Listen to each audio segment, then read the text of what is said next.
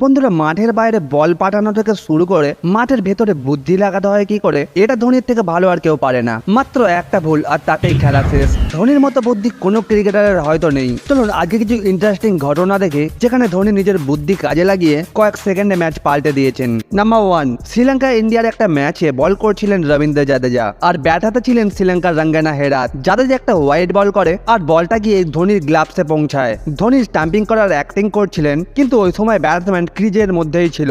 ধোনি জানতো হেরাত ওর ব্যালেন্স হারিয়ে ফেলবে এবং ক্রিজের বাইরে চলে যাবে। তার একটু পরে হেরাত ওনার ব্যালেন্স হারিয়ে ফেলে এবং ক্রিজের বাইরে চলে যান। তারপরে আর কি, এই সুযোগে ধোনি কয়েক সেকেন্ডের মধ্যে বলটিকে স্ট্যাম্পে মেরে দেয় এবং হেরাতকে স্ট্যাম্প আউট করে দেয়। ডিসিশন থার্ড আম্পায়ারের কাছে পাঠানো হয় এবং হেরাতকে আউট দিয়ে দেওয়া হয়। একেই বলে ধোনির মাস্টার মাইন্ডেড বুদ্ধি।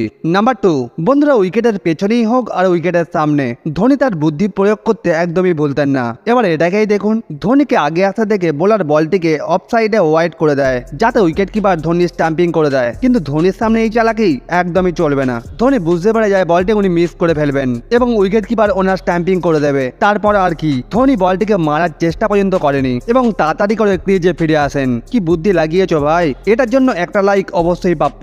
নাম্বার 3, ক্রিকেটের সাথে সাথে ছোটবেলা থেকেই ধোনির ফুটবলের প্রতি প্রচুর নেশা ছিল। ধোনির ফুটবল স্কিল আমরা 2016-র IPL এ দেখেছিলাম। একটা ম্যাচে কিংস ইলেভেন পাঞ্জাবের ব্যাটসম্যান বেশি চালাকি করার চেষ্টা করছিলেন। ব্যাটসম্যান লেট কাট খেলে বলটিকে থার্ড ম্যানের দিকে মারতে চাইছিলেন।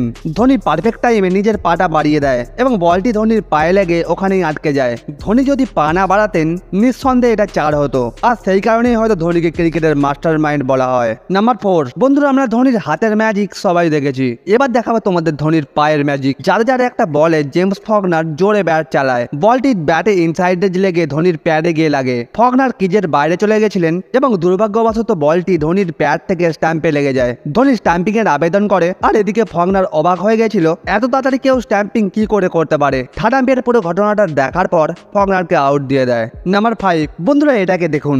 এই ঘটনাটা ছিল 2007-এর T20 ওয়ার্ল্ড কাপের ভারত পাকিস্তানের একটা ম্যাচে বোল্ড আউটের মাধ্যমে ম্যাচের ফলাফল নির্ধারণ করা হচ্ছিল।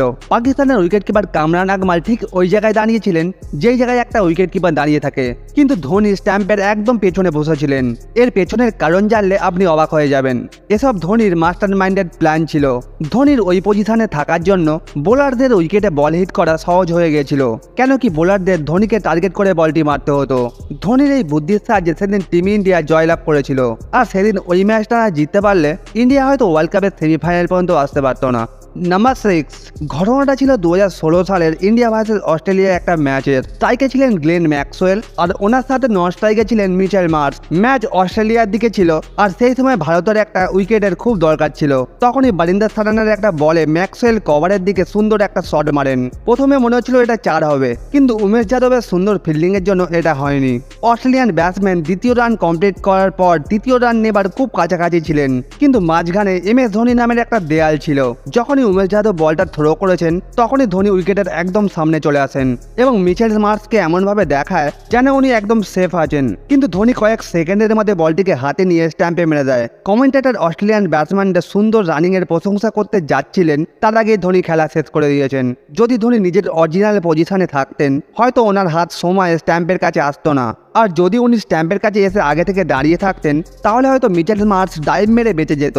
এই জন্য ধোনি মার্শকে এমনভাবে দেখালেন যেন উনি মার্শকে আউটই করবেন না। তো বন্ধুরা, কেমন লাগলো ধোনির এই মাস্টার মাইন্ডেড বুদ্ধিগুলো কমেন্ট করে বলো। আর সত্যিকারে ধোনির ফ্যান হলে ভিডিওটা লাইক করতে একদমই ভুলবে না। আর ক্রিকেটের এই ধরনের ইন্টারেস্টিং ভিডিও পাওয়ার জন্য চ্যানেলটি সাবস্ক্রাইব করতে তো একদমই ভুলবে না। Take care, tata and bye by.